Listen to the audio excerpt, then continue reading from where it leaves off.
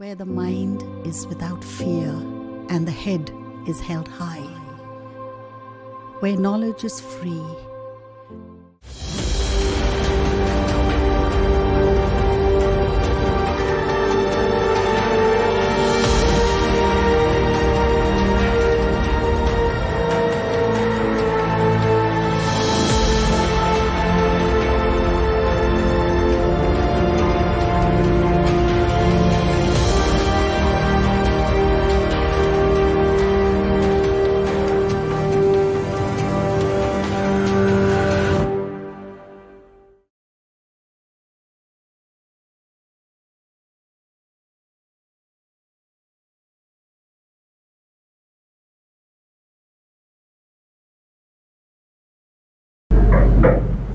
ছাত্রছাত্রীরা তোমরা প্রত্যেকে আশা করি খুব ভালো আছো, সুস্থ আছো।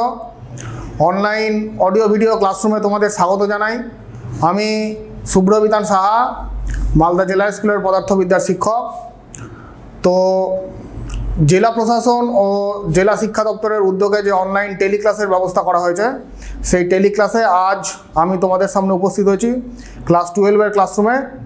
তো তোমরা জানো যে আমি ইউনিট 1-এর 3rd চ্যাপ্টার তড়িৎ বিভব পড়াচ্ছিলাম।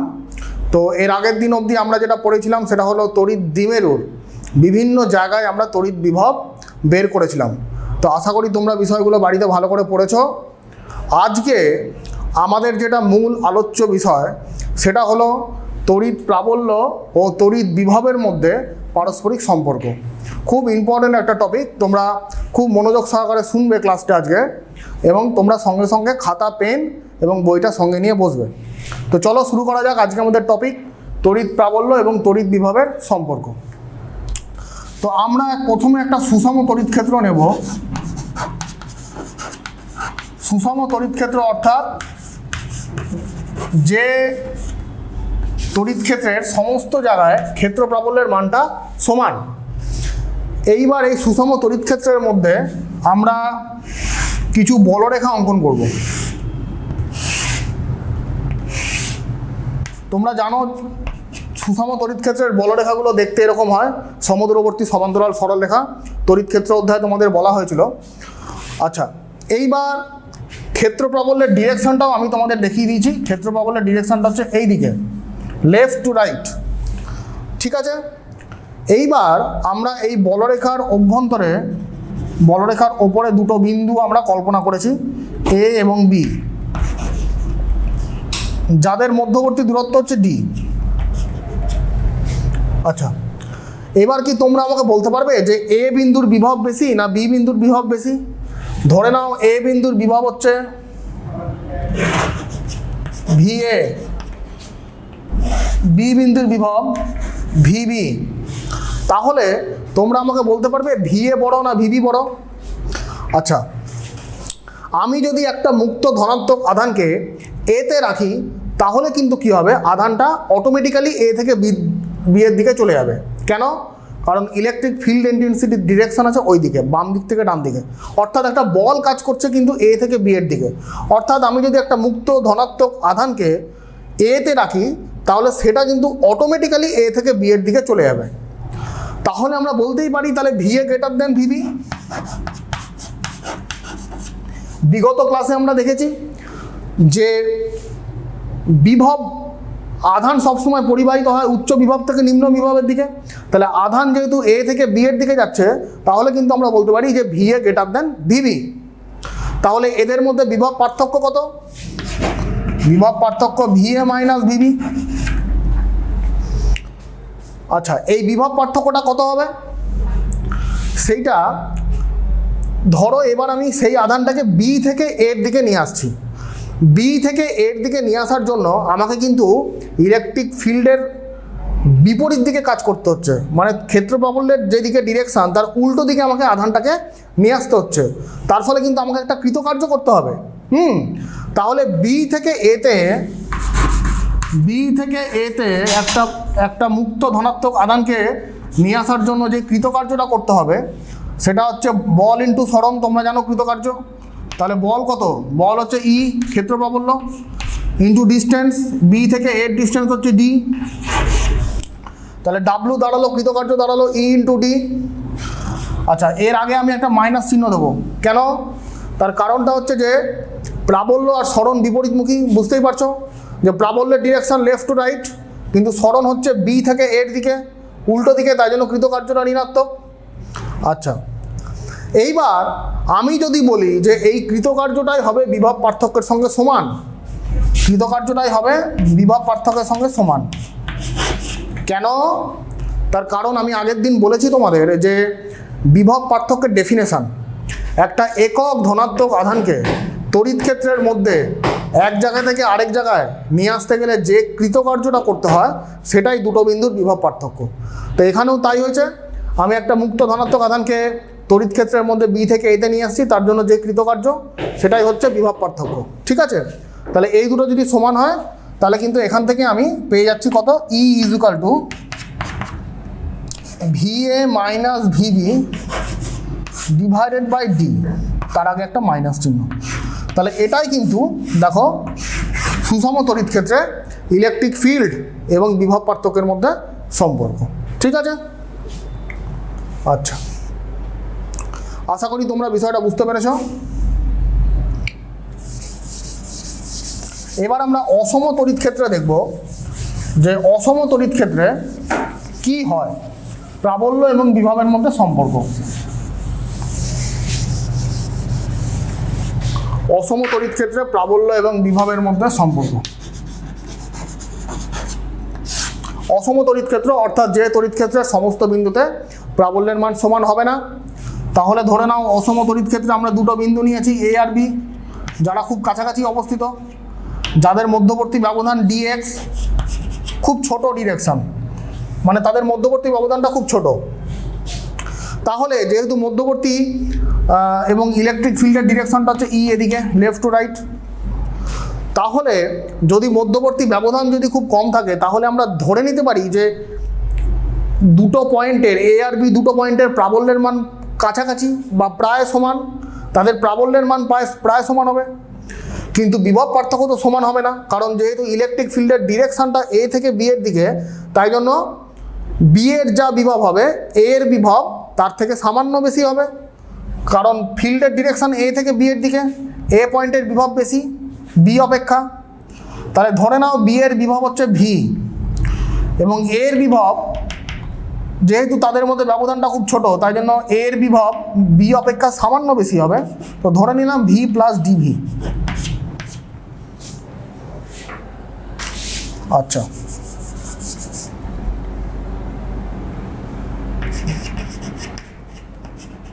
তাহলে আগের মতো এ আর বি এর মধ্যে পোটেনশিয়াল ডিফারেন্স কত, এ পয়েন্ট আর বি পয়েন্টের মধ্যে potential difference V plus DV minus V. ঠিক আছে, এ আর বি এর মধ্যে পোটেনশিয়াল ডিফারেন্স হচ্ছে V plus DV minus V. তাহলে আগের মতোই একটা একক ধনাত্মক আধানকে আমরা বি থেকে এতে নিয়ে আসছি, তাহলে একটা একক ধনাত্মক আধানকে যদি বি থেকে এতে নিয়ে আসি তাহলে কৃতকার্য কত, সেটা হচ্ছে প্রযুক্ত বল গুণ সরণ, প্রযুক্ত বল গুণ সরণ, কিন্তু সামনে একটা মাইনাস চিহ্ন হবে ওই আগের মতোই, ইলেকট্রিক ফিল্ডে যেদিকে ডিরেকশন সরণ হচ্ছে তার উল্টো দিকে, তাই জন্য ওইটা কৃতকার্য। তাহলে এইটা ইজ ইকুয়াল টু ওই কৃতকার্যের সঙ্গে সমান হবে মাইনাস ই গুণ ডিএক্স। অতএব V plus DV minus V, মানে এখান থেকে পেয়ে গেলাম E is equal to minus dv dx. খুব ইম্পর্টেন্ট একটা টার্ম পেলাম আমরা, ই আর ভি এর মধ্যে সম্পর্ক, ইলেকট্রিক ফিল্ড এবং ইলেকট্রিক পোটেনশিয়ালের মধ্যে সম্পর্ক যেটা পেলাম সেটা হচ্ছে E is equal to minus dv dx. এটা অত্যন্ত ইম্পর্টেন্ট আমাদের নিউমেরিক্যালসের ক্ষেত্রে এবং পরবর্তীকালে আমাদের পরবর্তী এই অধ্যায়েরই পরবর্তী পার্ট বা পরবর্তী চ্যাপ্টারও আমাদের খুব কাজে লাগবে। ইলেকট্রিক ফিল্ড এবং পোটেনশিয়ালের মধ্যে সম্পর্ক সেটা কি, সেটা হচ্ছে E is equal to minus dv dx. এবং এই ডিভি ডিএক্স যে রাশিমালাটা সেটাকে আমরা বলবো বিভবের নতিমাত্রা, বিভবের নতিমাত্রা। এবং এর এককটা কত হবে, এককটা বুঝতে পারছো, ভোল্ট, মানে বিভব প্রভেদের একক ডিভাইডেড বাই ডিস্টেন্সের একক মানে ভোল্ট পার মিটার, বা আরেকটা একক হবে সেটা হচ্ছে ভোল্টের একক, মানে বিভবের একক ডিভাইডেড বাই ডিস্টেন্সের একক। তো ভোল্টের একক বিভবের একক কত হয়, বিভবের আচ্ছা বিভবের যদি এটার যদি মাত্রা জানতে চাই তাহলে মাত্রা কত হবে? আচ্ছা এটার যদি মাত্রা মানে বিভবের যে নতিমাত্রা তার মাত্রাটা কত হবে? মাত্রাটা হচ্ছে বিভবের মাত্রা। বিভবের মাত্রা কত হয়? সেটা হচ্ছে আমরা জানি ডাব্লুর মাত্রা বাই কিউ এর মাত্রা। তাহলে ডাব্লুর মাত্রা কত? M L T minus two divided by I T, মানে M L T minus three I minus one. আচ্ছা এর মাত্রা দাঁড়াবে তাহলে এখানে তোমার ডিএক্স মানে ডিস্টেন্স দিয়ে ভাগ আছে, কৃতকার্য আছে এখানে এম টু হবে, তাহলে কৃতকার্যর মাত্রা হচ্ছে M L two T minus two. তাহলে এটা দাঁড়ালো হচ্ছে মাত্রাটা M L T minus three I minus one. তাহলে আমরা কিন্তু বিভবের নতিমাত্রার একক এবং মাত্রা সেটা কিন্তু আমরা পেয়ে গেলাম। একক দাঁড়ালো ভোল্ট পার মিটার এবং মাত্রা দাঁড়ালো M L T minus three I minus one. ঠিক আছে? আচ্ছা আশা করি তোমরা বুঝতে পেরেছো।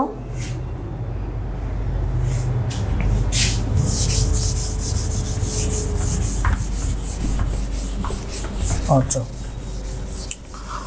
এইবার আমাদের যেটা টপিক, আমাদের নেক্সট টপিক আমরা পড়ব সেটা হচ্ছে যে সুষমভাবে আহিত কোনো পরিবাহীর বা গোলকের সুষমভাবে আহিত গোলকের তড়িৎ বিভব। গোলকের তড়িৎ বিভব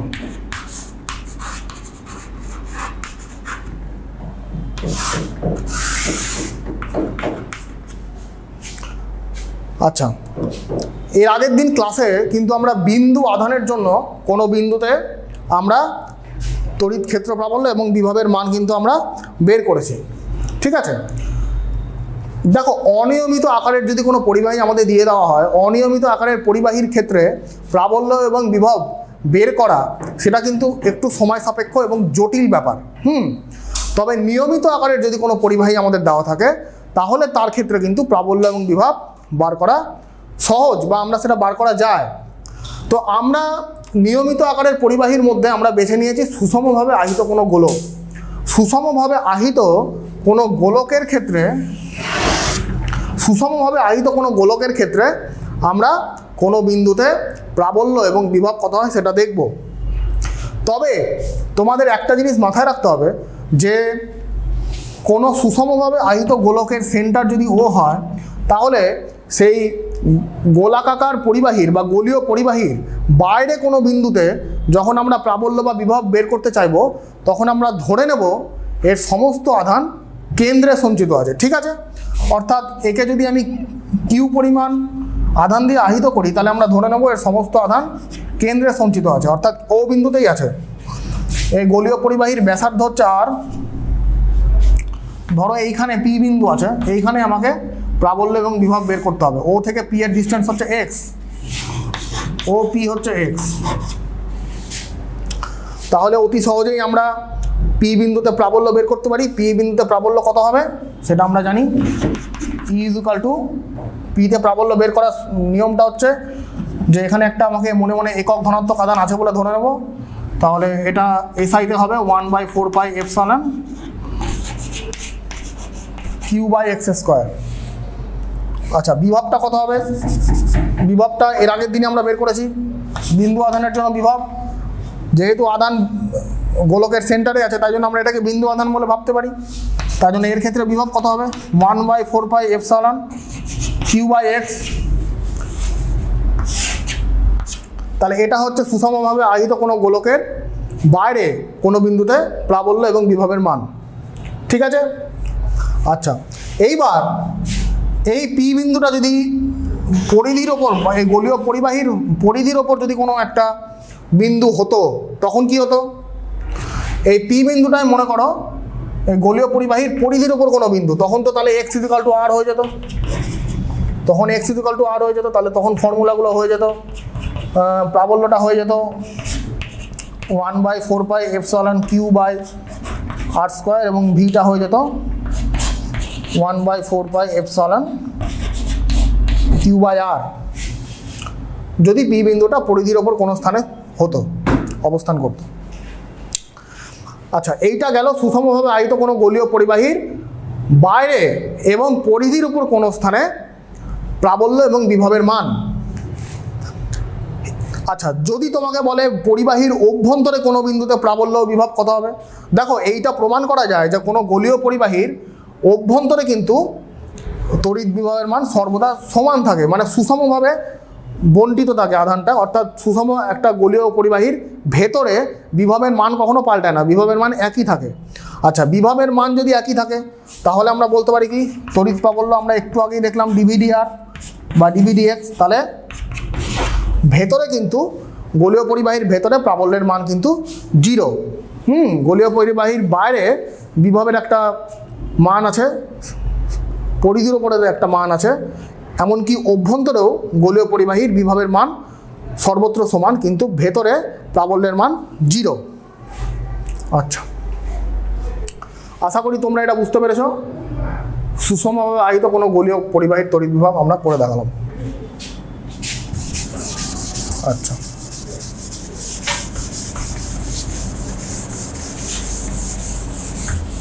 এইবার আমরা তড়িৎ স্থিতিশক্তি সম্বন্ধে কিছু জানব। Electric potential energy.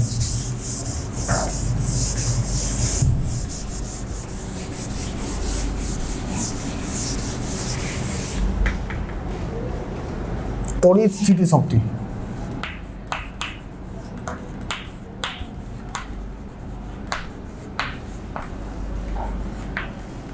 তড়িৎ স্থিতিশক্তি ইংরেজিতে বলবো ইলেকট্রিক পোটেনশিয়াল এনার্জি।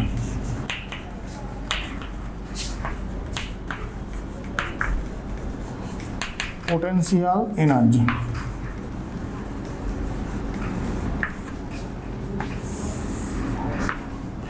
কি বিষয়টা? তড়িৎ স্থিতিশক্তি হচ্ছে যে আমরা এটা ইতিপূর্বেই জেনে এসেছি যে অসীম দূরত্ব থেকে আমাকে যদি তড়িৎ ক্ষেত্রের মধ্যে একটা একক ধনাত্মক আধানকে নিয়ে আসতে হয় তাহলে আমাকে একটা কৃতকার্য করতে হবে। কিন্তু প্রশ্নটা হলো যে একটি মাত্র আধানকে না নিয়ে এসে আমি যদি বেশ কতগুলি আধানকে নিয়ে আসি, ধরো একটি মাত্র আধানকে না নিয়ে এসে আমি একাধিক আধান আমি অসীম দূরত্ব থেকে নিয়ে আসছি, এবং অসীম দূরত্ব থেকে নিয়ে এসে আধানগুলিকে আমি তড়িৎ ক্ষেত্রের মধ্যে বিভিন্ন জায়গায় আমি রাখলাম, তাহলে ওই আধানগুলি দ্বারা যে সংস্থাটা তৈরি হলো সেই সংস্থার তড়িৎ স্থিতিশক্তি কত হবে? অর্থাৎ আমি অসীম দূরত্ব থেকে একাধিক আধান, কতকগুলি আধানকে আমি নিয়ে এসেছি তড়িৎ ক্ষেত্রের বিভিন্ন জায়গায় প্লেস করেছি, তাহলে ওই যে আধানগুলি দ্বারা যে গঠিত সংস্থা তার টোটাল তড়িৎ শক্তি হবে আমাকে যে মোট কৃতকার্য করতে হলো সেই কৃতকার্যের যোগফল। ঠিক আছে? অর্থাৎ আমি অসীম দূরত্ব থেকে যে সমস্ত আধানগুলোকে নিয়ে আসলাম তড়িৎ ক্ষেত্রের বিভিন্ন জায়গায়, এই যে নিয়ে আসার জন্য আমাকে যে প্রত্যেকটার জন্য যে ইন্ডিভিজুয়ালি কার্য করতে হলো সেই কার্যগুলোকে যদি আমরা বীজগাণিতিক সমষ্টি করে দিই তাহলেই কিন্তু আমরা ওই আধানগুলো দ্বারা গঠিত সংস্থার টোটাল তড়িৎ স্থিতিশক্তি আমরা পেয়ে যাব। তো বিষয়টা কীরকম? বিষয়টা আমরা করে দেখাচ্ছি। ধরো আমরা অনেকগুলো আধানকে নিয়ে আসবো না, ধরো আমরা মাত্র দুটো আধান বা দুটো আধান দ্বারা গঠিত কোনো সংস্থা আমরা দেখব। ধরো এ বিন্দু এবং বি বিন্দুতে, এ বিন্দুতে Q1 আধান রাখা আছে, বিতে Q2 আধান রাখা আছে, এবং এদের মধ্যবর্তী দূরত্ব হচ্ছে R। তাহলে আমরা আগে দেখব যে এই দুটো আধান দ্বারা গঠিত যে সংস্থা, এই সংস্থার কত তড়িৎ স্থিতিশক্তি হয়। তো এই দুটো আধান দ্বারা গঠিত সংস্থার যখন তড়িৎ স্থিতিশক্তি আমরা দেখব, আমরা প্রথমে মনে করব যে Q2 আধানটা নেই, মনে মনে প্রথমে মনে করব এই Q2 আধানটা নেই। তাহলে Q2 আধানটা যদি নেই তাহলে Q1 আধানের জন্য বিতে কত পোটেনশিয়াল হবে? এতে অবস্থিত প্লাস কিউ আধানের জন্য বিতে তড়িৎ বিভব হবে 1/4 পাই এপসাইলন Q1/R। অবশ্যই তাই হবে।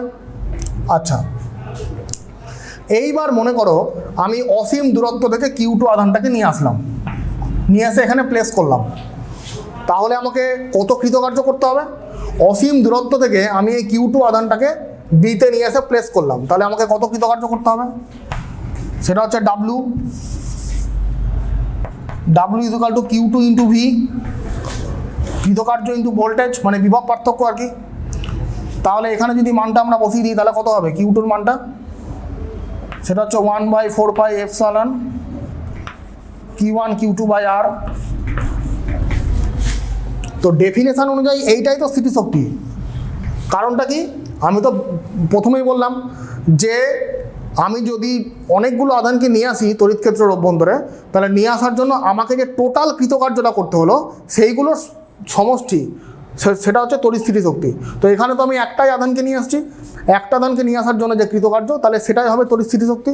অর্থাৎ তড়িৎ স্থিতিশক্তি হয়ে গেল ওই সংস্থার যে তড়িৎ স্থিতিশক্তি, অর্থাৎ দুটো বিন্দু দ্বারা গঠিত যে তড়িৎ সংস্থা, তার স্থিতিশক্তি দাঁড়ালো U is equal to 1/4πε Q1 Q2 divided by তাদের দূরত্ব। এটা যেহেতু তড়িৎ স্থিতিশক্তি মানে শক্তির একক, তাহলে এটা একক হবে CGS আর্গ এবং SI-তে জুল। এর একক হবে CGS SI, এর দু রকম একক, CGS হবে আর্গ, SI-তে হবে জুল। আচ্ছা, তো আশা করি তোমরা বিষয়টা বুঝতে পেরেছ। তোমাদের বোঝার কোনো সমস্যা থাকা উচিত নয়। আচ্ছা, এইবার আমরা যেটা করব সেটা হচ্ছে তড়িৎ দ্বিমেরুকে যখন আমরা বিক্ষিপ্ত করব তখন কত কৃতকার্য দরকার।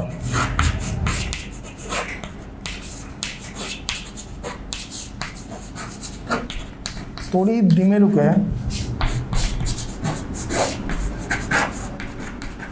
বিক্ষিপ্ত করতে কৃতকার্য ও শক্তি।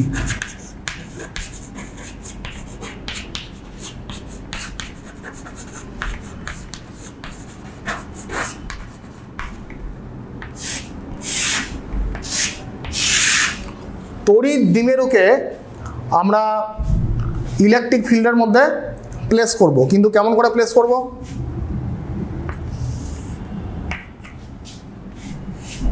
ধরো, আচ্ছা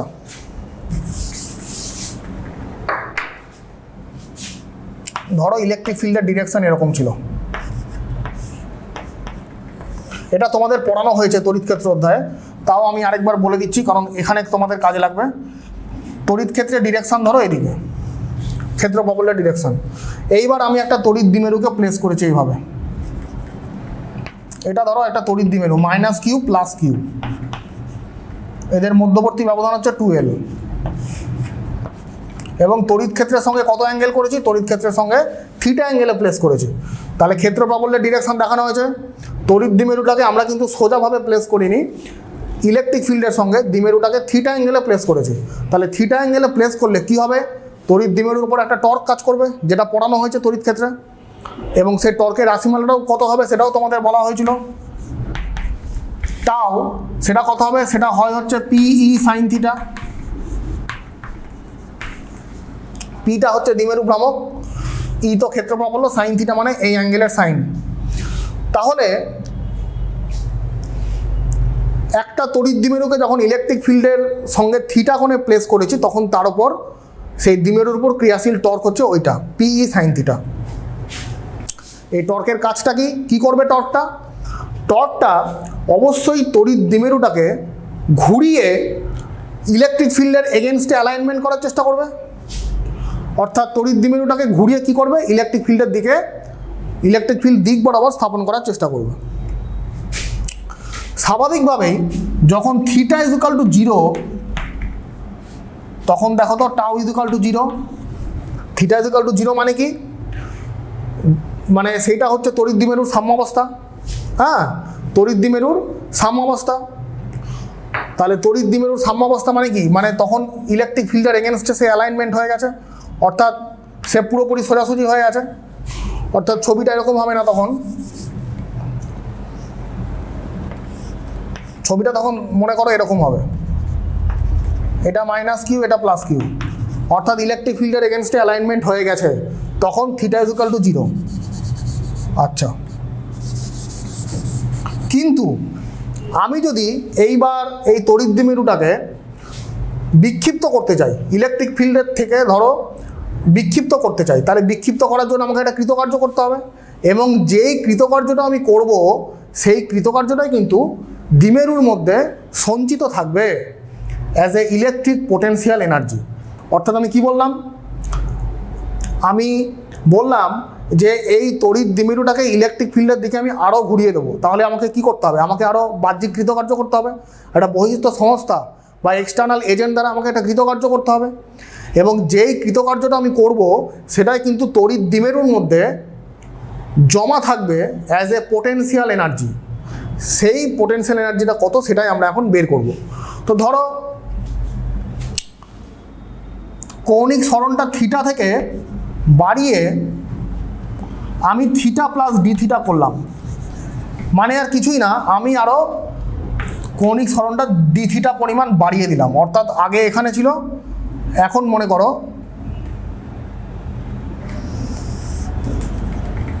এইটুকু পরিমাণ আমি বাড়ালাম, মানে আগে ছিল ইলেকট্রিক ফিল্ডের সঙ্গে থিটা, এখন ধরো আরেকটু অ্যাঙ্গেল বাড়িয়ে ডি থিটা করলাম, থিটা প্লাস ডি থিটা অ্যাঙ্গেলে বাড়ালাম। তাহলে থিটা প্লাস ডি থিটা অ্যাঙ্গেলে বাড়াতে মানে কৌণিক সরণ আমি আরেকটু বাড়িয়ে দিয়েছি, তাহলে আমাকে কিছুটা কৃতকার্য করতে হবে। কতটা কৃতকার্য করলাম সেটা মনে করো DW।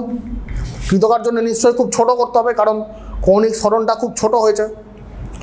আচ্ছা, তোমরা জানো কৃতকার্য মানে বল গুণ সরণ, কিন্তু এখানে বল গুণ সরণ করলে কিন্তু হবে না, কারণ এটা কিন্তু রোটেশনাল মোশন হচ্ছে, মানে কৌণিক সরণ হচ্ছে।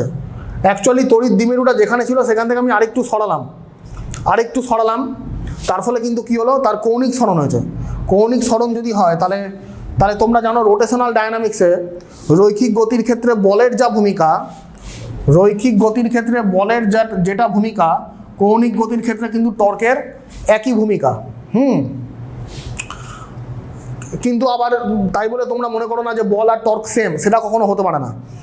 তো দুটোর একক আলাদা, মাত্রা আলাদা, সবই আলাদা। খালি বলটা কাজ করে রৈখিক গতির ক্ষেত্রে, সেম কাজ বলের কাজটাই টর্ক করবে রোটেশনাল ডায়নামিক্সে, ঠিক আছে? তাহলে এখানে তাহলে কত, সেটা হচ্ছে tau into D theta, torque into সরণ। আচ্ছা, তাহলে এখান থেকে যদি আমরা ডাব্লুটা বের করতে চাই, আচ্ছা DW মানেই হচ্ছে যে কৃতকার্যটা করতে হয় সেই কৃতকার্যটাই সঞ্চিত থাকবে তড়িৎ স্থিতিশক্তি হিসাবে, অর্থাৎ DW-টাকে আমরা DU লিখতে পারি, টাউ ডি থিটা। অর্থাৎ ইউ মানে হচ্ছে ইন্টিগ্রেশন টাউ ডি থিটা। তো টাউয়ের মানটা আমরা এবার বসিয়ে দেবো PE sine theta D theta, যার লিমিটটা থাকবে 0 টু থিটা। তো এইটা করলে ইন্টিগ্রেশনটা ওখান থেকে করলে কি হচ্ছে, সেটা দাঁড়াচ্ছে PE into 1 minus cos theta. অর্থাৎ কি দাঁড়ালো হচ্ছে যে তড়িৎ দ্বিমেরুকে আমাকে যদি ইলেকট্রিক ফিল্ডের থেকে আরও সরাতে হয়, ইলেকট্রিক ফিল্ডের দিকে যে অ্যাঙ্গেলে আছে তার থেকে যদি আরও কিছুটা সরাতে হয়, মানে মোট কথা আমাকে যদি বিক্ষিপ্ত করতে হয়, তাহলে আমাকে কিন্তু একটা কৃতকার্য করতে হবে। যে কৃতকার্যটা কত, সেটা হচ্ছে PE into 1 minus cos theta. তাহলে বিক্ষিপ্ত হওয়ার পর আমি যে কৃতকার্যটা করলাম সেটা কোথায় যাবে? আমি যে কৃতকার্যটা করলাম সেটাই বিক্ষিপ্ত হওয়ার পর ওই তড়িৎ দ্বিমেরুর মধ্যে সঞ্চিত থাকবে as a electric potential energy. তাহলে কৃতকার্যটাই দাঁড়ালো স্থিতিশক্তি, এবং সেই স্থিতিশক্তির কত রাশিমালা, সেটা হচ্ছে PE into 1 minus cos theta, dipole moment into ক্ষেত্র প্রাবল্য multiplied by 1 minus cos theta, ঠিক আছে? আচ্ছা, এবার এখান থেকে তোমাদের বইয়ে কিছু স্পেশাল কেস আছে। স্পেশাল কেস যেমন ধরো থিটাটাকে তুমি 90 ডিগ্রি ঘোরাতে চাইছো, থিটাটাকে 90 ডিগ্রি ঘোরাতে চাইলে তোমাকে কত কৃতকার্য করতে হবে? অর্থাৎ যেদিকে ইলেকট্রিক ফিল্ড কাজ করছে তার সঙ্গে পুরো 90 ডিগ্রি তুমি ঘোরাতে চাইছো, তাহলে তোমাকে কৃতকার্য যেটা করতে হবে সেটা W ইকুয়াল টু কত, cos 90 মানে 0 মানে PE, ঠিক আছে? এটা 1 নম্বর স্পেশাল কেস। 2 নম্বর স্পেশাল কেস, ধরো তুমি 180 ডিগ্রি ঘোরাতে চাইছো, অর্থাৎ ইলেকট্রিক ফিল্ডের যেদিকে ডিরেকশান তার পুরো অপোজিট ডিরেকশানে তুমি ঘোরাতে চাইছো তড়িৎ দ্বিমেরুটাকে, তাহলে ঘোরানোর জন্য তোমাকে কত কৃতকার্য করতে হবে? W ইকুয়াল টু, এখানে আমরা থিটার জায়গায় 180 যদি বসাই, কস 180 মানে হচ্ছে -1, তাহলে এখানে হয়ে যাবে 2PE হলো। আচ্ছা, এবার মনে করো যে এগুলো কিন্তু আমরা সবই 0 ডিগ্রি থেকে থিটা ডিগ্রি সরিয়েছি, কারণ 1 মানে কিন্তু cos 0, মানে 0 থেকে থিটা, মানে প্রথমে কোনো অ্যাঙ্গেল ছিল না, সেখান থেকে থিটা ডিগ্রি সরিয়েছি। তোমাকে যদি বলে দেয় θ1 থেকে θ2-তে সরাও, তোমাকে যদি বলে যায় যে তড়িৎ দ্বিমেরুটাকে ইলেকট্রিক ফিল্ডের সঙ্গে আগে ছিল θ1, এখন তুমি θ2 করো, তাহলে তোমার তার জন্য কত কৃতকার্য করতে হবে? সেখানে আর কিছুই না, এখানে 1 মানে তো cos 0, সেটা তাহলে এই cos 0-র জায়গায় cos θ1 বসবে, আর এখানে থিটার জায়গায় θ2 বসবে, দ্যাট ইজ PE 1, এটা হচ্ছে cos θ1 মাইনাস cos θ2, এটা বসবে। এই পরিমাণ কৃতকার্য করতে হবে। θ1 থেকে θ2-তে তড়িৎ দ্বিমেরুটাকে বিক্ষেপ করার জন্য যে কৃতকার্যটা করতে হবে সেটা হচ্ছে PE multiplied by cos θ1 minus cos θ2। আচ্ছা, তো বিষয়টা আশা করি তোমরা বুঝতে পেরেছো, তোমাদের বোঝার সমস্যা থাকার কথা না। ঠিক আছে,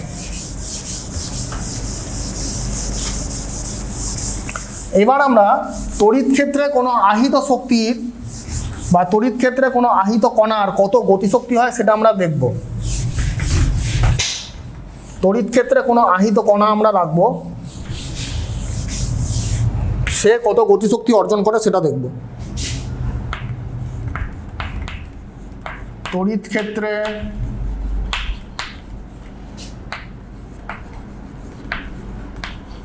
আহিত কণার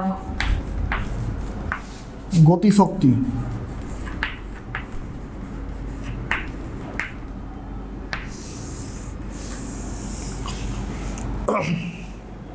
তোমরা এটা জানো যে অভিকর্ষের প্রভাবে যখন কোনো বস্তু ভূপৃষ্ঠের দিকে আপতিত হয়, ওপর থেকে যখন ভূপৃষ্ঠের দিকে আপতিত হয়, তখন তার অভিকর্ষীয় স্থিতিশক্তি কিন্তু কমে এবং সে সমপরিমাণ গতিশক্তি অর্জন করে।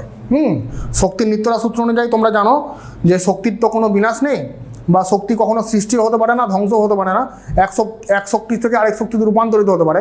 তো অভিকর্ষের প্রভাবে যখন কোনো বস্তু অবাধে গতিশীল থাকে, তখন কিন্তু তার অভিকর্ষ স্থিতিশক্তি আস্তে আস্তে কমে এবং সে সমপরিমাণ গতিশক্তি অর্জন করে। সেম ঘটনা ঘটে যখন তড়িৎ ক্ষেত্রে কোনো আহিত কণা যখন মুভমেন্ট করে, তড়িৎ ক্ষেত্রে যখন কোনো আহিত কণা মুভমেন্ট করে, তখন কিন্তু সে তড়িৎ স্থিতিশক্তি সে হারায় এবং সমপরিমাণ গতিশক্তি অর্জন করে। সেম ঘটনা এখানেও ঘটে। কীরকম বিষয়টা?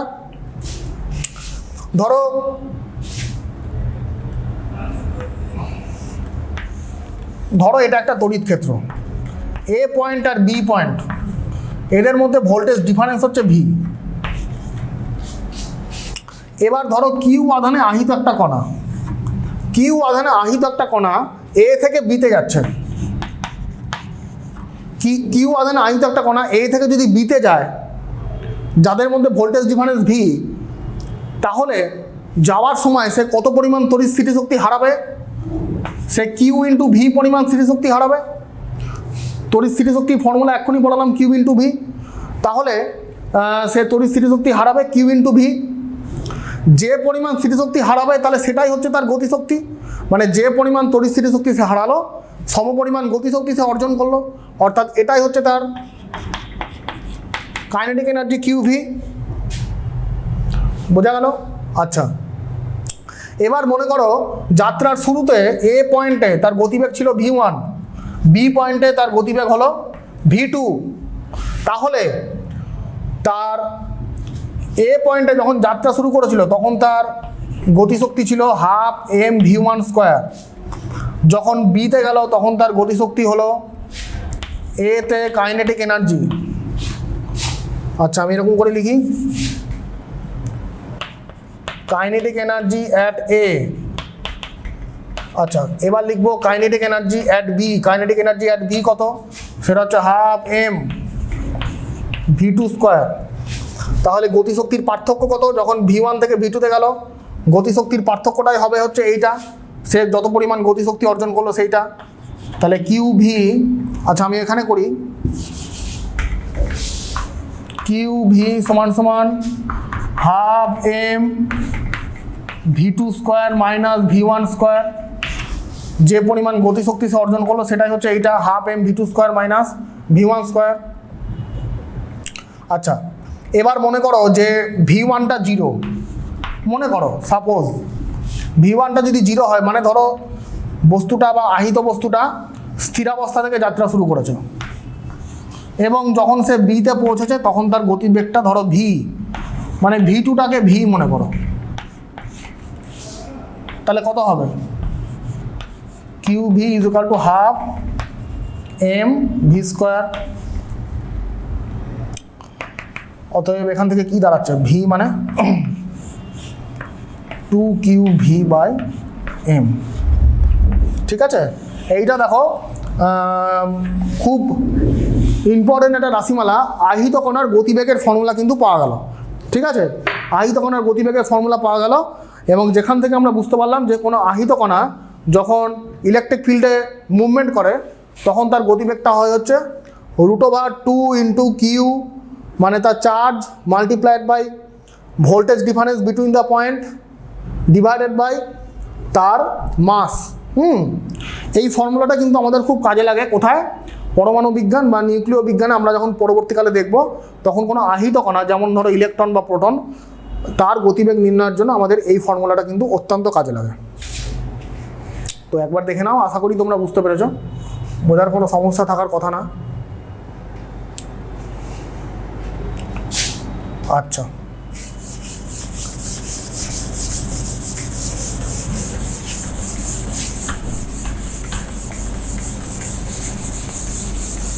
এইবার আমরা যেটা পড়বো সেটা হচ্ছে একটা শক্তির একক। শক্তির একক যেটা মেনলি পরমাণু বিজ্ঞানে ইলেকট্রন বা প্রোটনের শক্তির একক হিসাবে আমরা পরবর্তীকালে দেখব, সেটা হচ্ছে ইলেকট্রন ভোল্ট।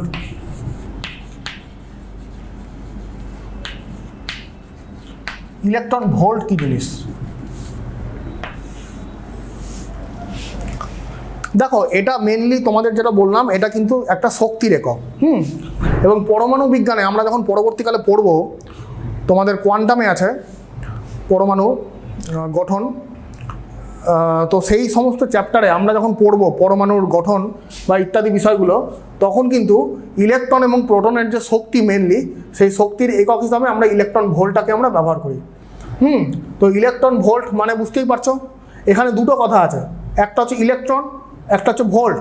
নাম শুনেই বুঝতে পারছো কি বিষয়টা। তাহলে কি, একটা ইলেকট্রনের সম আধান সম্পন্ন কোনো কণা যখন 1 ভোল্ট বিভব প্রভেদ সম্পন্ন কোনো স্থানের মধ্যে দিয়ে যায়, তখন তাকে যে কৃতকার্যটা করতে হবে সেটাই হচ্ছে ইলেকট্রন ভোল্ট। আচ্ছা, আমি কি বললাম? 1 ইলেকট্রন ভোল্টকে আমরা EV দিয়ে লিখব, ইলেকট্রনের চার্জ ইন্টু ভোল্টেজ, মানে 1 ইলেকট্রন ভোল্ট মানে 1 ইলেকট্রন গুণ 1 ভোল্ট। তাহলে আমি কি বললাম? যে একটা ইলেকট্রনের সম আধান সম্পন্ন কোনো কণা যখন 1 ভোল্ট বিভব প্রভেদ সম্পন্ন কোনো স্থানের মধ্যে দিয়ে যাবে, তখন সে যা কার্য সম্পাদন করে সেটাই হচ্ছে 1 ইলেকট্রন ভোল্ট। এটা একটা শক্তির একক।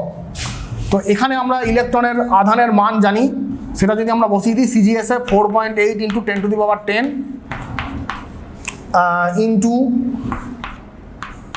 1 ভোল্ট মানে 1/300 ইএসইউ বিভব। আচ্ছা, এটা যদি করি আমরা তাহলে কত হবে? গুণ করলে 1.6 ইন্টু 10⁻−12 আর্গ। এবার আমরা জুল আর আর্গের মধ্যে সম্পর্কটা জানি, সেটা হচ্ছে 1 জুল মানে হচ্ছে 10⁻7 আর্গ। তাহলে এটা দাঁড়াচ্ছে 1.6 ইন্টু 10⁻−19 জুল। ঠিক আছে, তো এটাই হচ্ছে ইলেকট্রন ভোল্ট আর জুলের মধ্যে সম্পর্ক, যে 1 ইলেকট্রন ভোল্ট মানে হচ্ছে 1.6 ইন্টু 10⁻−19 জুল। খুবই ইম্পর্টেন্ট এটা। ইএসইউ অবশ্যই চার্জের একক, এখানে ইলেকট্রনের এককটা এখানে সিজিএসে লেখা হয়েছে। আচ্ছা, তাহলে দাঁড়ালো 1 ইলেকট্রন ভোল্ট মানে হচ্ছে 1.6 ইন্টু 10⁻−19 জুল। তবে ইলেকট্রন ভোল্ট একটা ছোট একক, এর বড় একক হচ্ছে কিলো ইলেকট্রন ভোল্ট, কেইভি। মানে হচ্ছে 10⁻³ electron volt. 1 mega electron volt মানে হচ্ছে 10⁶ ইলেকট্রন ভোল্ট। এই হচ্ছে তোমাদের ইলেকট্রন ভোল্টের ব্যাপার। আশা করি তোমরা বুঝতে পেরেছো, তোমাদের বোঝার কোনো সমস্যা থাকার কথা না। আচ্ছা,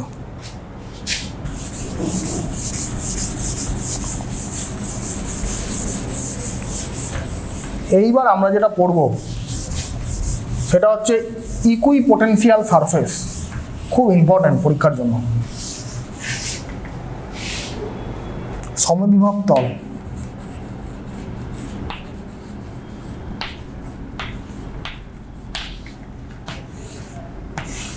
ইংরেজিতে বলবো ইকুইপোটেনশিয়াল সারফেস।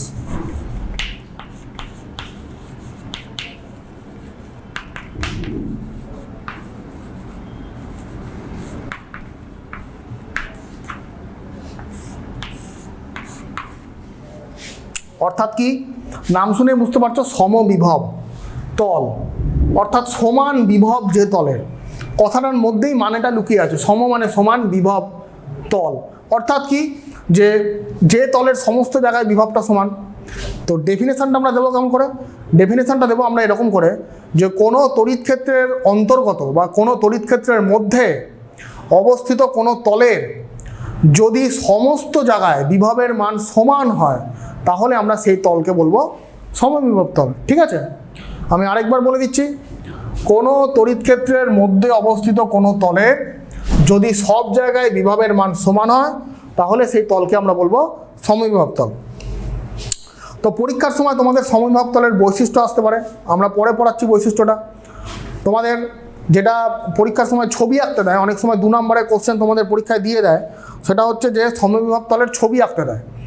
তোমাকে হয়তো বলে দিল একটা বিচ্ছিন্ন ধনাত্মক আধান আছে, তার জন্য একটা সমবিভব তল আঁকো। বা তোমাকে হয়তো বলে দিল যে দুটো বিচ্ছিন্ন মানে দুটো ধনাত্মক আধান আছে, তার জন্য সমবিভব তল আঁকো। বা সুষম তড়িৎ ক্ষেত্র, অসম তড়িৎ ক্ষেত্র, এদের জন্য সমবিভব তল পরীক্ষার সময় আঁকতে দিতে পারে, 2 নম্বর থাকবে। তাহলে আমরা প্রথমে ছবিটা আঁকি, সেটা হচ্ছে একটি বিচ্ছিন্ন ধনাত্মক আধান। 1 নম্বর, একটি বিচ্ছিন্ন ধনাত্মক আধান তোমাকে ধরো দেওয়া আছে,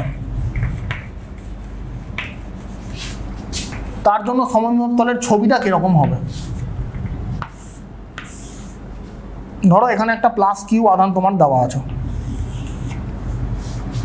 তাহলে আমি তোমাকে বললাম এই +Q আধান থেকে এই R দূরত্বে এখানে বিভবের মান কত হবে? তুমি সহজেই বলে দিবে যে এখানে বিভবের মান এসআইতে হবে 1/4πε Q/R, যদি আধানটা শূন্য মাধ্যমে থাকে। তাহলে এসআইতে এই পয়েন্টে বিভবের মান এটা দাঁড়াবে 1/4πε0 Q/R। তোমাকে বললাম আমি যে তুমি এখান থেকে R দূরত্বে এইখানে বিভবের মান কত হবে বলো। তুমি আমাকে একই কথা বলবে যে এটাই হবে, কারণ ডিস্টেন্স যেহেতু সমান, বিভবের মান সমান হবে। তোমাকে বললাম আমি এইখানে R দূরত্বে কত হবে বিভবের মান, তুমি আমাকে বললে তাই হবে। এমনকি যদি বলি যে এই আধান থেকে বাইরে R দূরত্বে কত হবে বিভবের মান, একদম সেম হবে, এটাই হবে। অর্থাৎ বিচ্ছিন্ন ধনাত্মক আধানকে ঘিরে আমি যদি একটা ফাঁপা গোলীয় খোলক কল্পনা করি বা গোলক কল্পনা করি, তাহলে এই গোলকের দেখো তো পরিধির ওপর সমস্ত জায়গায় বিভবের মান সমান হবে। তো অবশ্যই সমান হবে, তার কারণ পরিধির থেকে এই আধানের দূরত্ব সর্বত্র সমান। তো আধানের দূরত্ব যদি সর্বত্র সমান হয়, তাহলে দূরত্ব যদি সমান হয়, আধানটা একই আছে, তাহলে বিভবের মান সর্বত্র সমান হবে। অর্থাৎ এটাই হচ্ছে কোনো একটা বিচ্ছিন্ন ধনাত্মক আধানের জন্য সমবিভব তলের ছবি। সেটা হচ্ছে একটা ফাঁপা গোলীয় খোলক হবে। হ্যাঁ, তো এরকম যে কোনো গোলক আঁকলে সেটিই হবে। যে কোনো ব্যাসার্ধের গোলকই হচ্ছে একটা সমবিভব তল। একটা বিচ্ছিন্ন ধনাত্মক আধানের জন্য সমবিভব তল হচ্ছে একটা ফাঁপা গোলীয় খোলক। ঠিক আছে, আচ্ছা, এবার আমরা সুষম তড়িৎ ক্ষেত্র কল্পনা করব। সুষম তড়িৎ ক্ষেত্রের জন্য কি হয়? সমবিভব তল,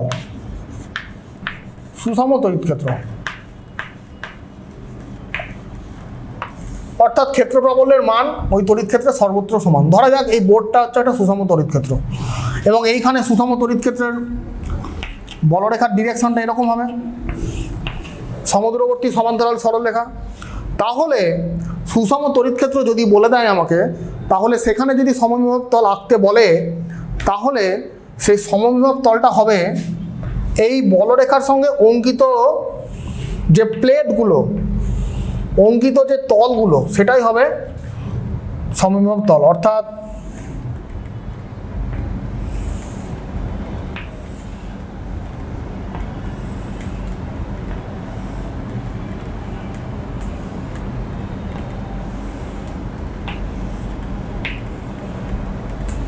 ঠিক আছে,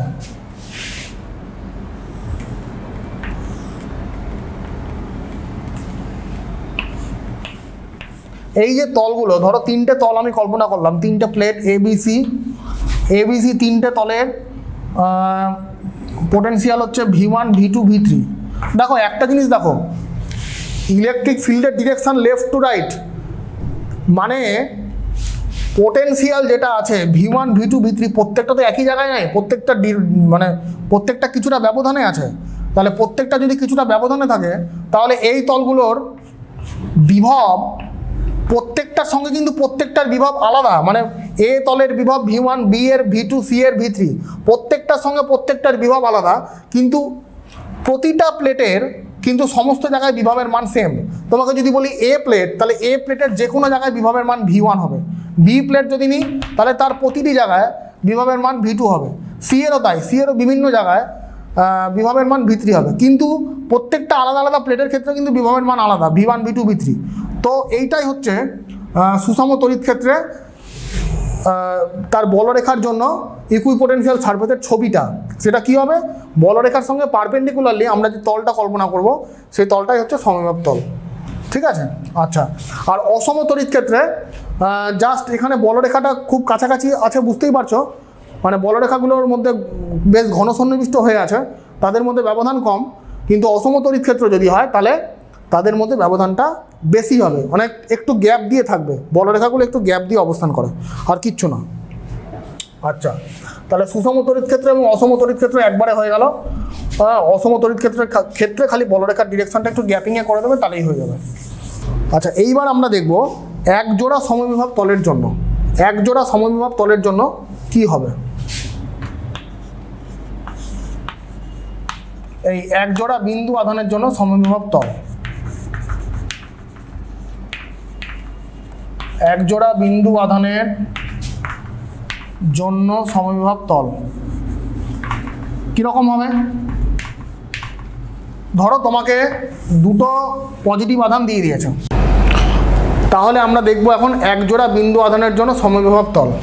তাহলে এক জোড়া বিন্দু আধান বলতে আমরা দুটো পজিটিভ আধান নিয়ে নিই। আচ্ছা, দুটো যদি ধনাত্মক আধান থাকে, তাহলে তাদের বলরেখার ডিরেকশনটা কীরকম হয় তোমরা জানো। বলরেখা সবসময় পজিটিভ থেকে বেরিয়ে নেগেটিভের দিকে যায়, তোমাদের বলা হয়েছে তড়িৎক্ষেত্র অধ্যায়ে এরকমই হবে। বলরেখা সবসময় পজিটিভ আধান থেকে বেরিয়ে নেগেটিভের দিকে যায়, ওটার ক্ষেত্রেও তাই হবে।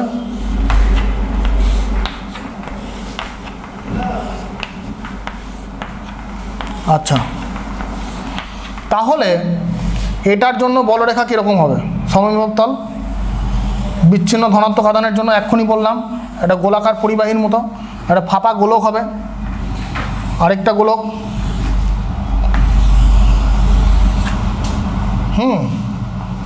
এবং তারপরে এরকম হবে,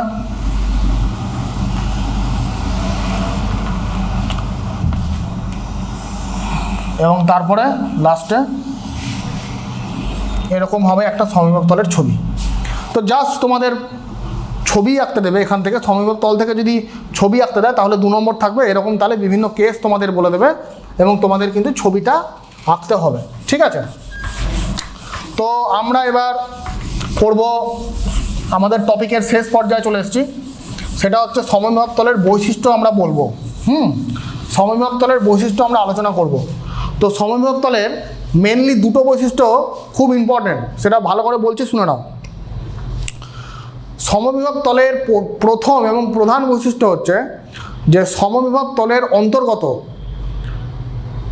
যে কোনো দুটি পয়েন্টের মধ্যে বা যে কোনো দুটি জায়গার মধ্যে একটা তড়িৎ আধানকে নিয়ে যেতে কোনো কৃতকার্য করার দরকার নেই বা কোনো কৃতকার্য করতে হয় না। কি বললাম?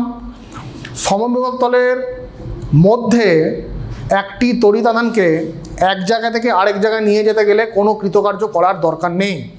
কেন? বিষয়টা কীরকম? ধরে নাও এই হচ্ছে একটা তড়িৎ ক্ষেত্র, ধরে এর মধ্যে দুটো পয়েন্ট আছে এ বি। এ পয়েন্টের বিভব VA, বি এর বিভব হচ্ছে VB। এবং ইলেকট্রিক ফিল্ডের ডিরেকশন যেহেতু এদিকে আছে, তাহলে VA অবশ্যই গ্রেটার দ্যান VB। তাহলে ধরো একটা আহিত কণা কিউ, তাকে আমি এ থেকে বিতে নিয়ে যাচ্ছি, তাহলে তার জন্য কত কৃতকার্য করতে হবে? একটা আহিত কণা কিউকে আমি যদি এ থেকে বিতে নিয়ে যাই, তাহলে কৃতকার্য কত করতে হবে? Q into VA minus VB। তাহলে বুঝতেই পারছো যে সমবিভব তল বলা হয়েছে। সমবিভব তল মানে এই দুটো বিভব সমান, VA ইজুকাল টু VB। সমবিভব তল, তাহলে দেখো টোটাল কৃতকার্য 0। তাহলে কি বুঝতে পারলে তোমরা? যে কোনো তড়িৎ আধানকে আমরা যখন তড়িৎ ক্ষেত্রের মধ্যে এক জায়গা থেকে বা সমবিভব তলের মধ্যে এক জায়গা থেকে আরেক জায়গায় নিয়ে যাব, তখন আমাকে কোনো কৃতকার্য করতে হচ্ছে না। আচ্ছা, এটা গেল প্রথম বৈশিষ্ট্য। দ্বিতীয় বৈশিষ্ট্যটা আরও ইম্পর্টেন্ট, বহুবার পরীক্ষায় চলে আসে। সেটা হচ্ছে যে দেখাও যে তড়িৎ বলরেখাগুলি সমবিভব তলকে সমকোণে ছেদ করে। এটাও খুব ইম্পর্টেন্ট। দেখাতে বলতে পারে পরীক্ষার সময় যে তড়িৎ বলরেখাগুলি সমবিভব তলকে সমকোণে ছেদ করে। তাহলে আমরা একটা সমবিভব তল নিই। ধরো এই হচ্ছে একটা সমবিভব তল এস। সমবিভব তলের ধরো খুব কাছাকাছি দুটো বিন্দু ধরে নাও এ আর বি, এবং এ আর বিটা এতটাই কাছাকাছি যে এ বিকে আমরা সরল রেখা বলে ভাবতে পারি। হ্যাঁ, তো ইলেকট্রিক ফিল্ডের ডিরেকশনটা হচ্ছে এই দিক বরাবর যদি হয়, তাহলে ইলেকট্রিক ফিল্ডের এবি বরাবর উপাংশটা কি? এবি বরাবর উপাংশটা হচ্ছে ই কস থিটা।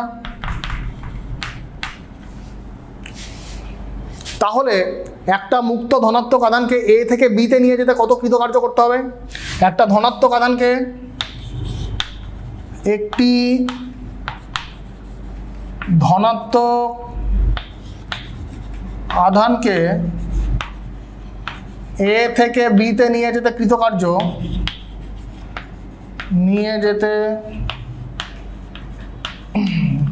কত করতে হবে? সেটা হচ্ছে প্রযুক্ত বল গুণ সরণ। দ্যাট ইজ বল মানে হচ্ছে ই কস থিটা, কিন্তু সরণ মানে এ থেকে বিতে নিয়ে গেছি মানে সরণ এবি। তো বললাম কি, যে এর আগেই পড়ালাম যে সমবিভব তলের অন্তর্গত কোনো বিন্দু আধানকে এক জায়গা থেকে আরেক জায়গায় নিয়ে যেতে গেলে কোনো কৃতকার্য করার দরকার নেই। তাহলে এখানে কৃতকার্যটা 0।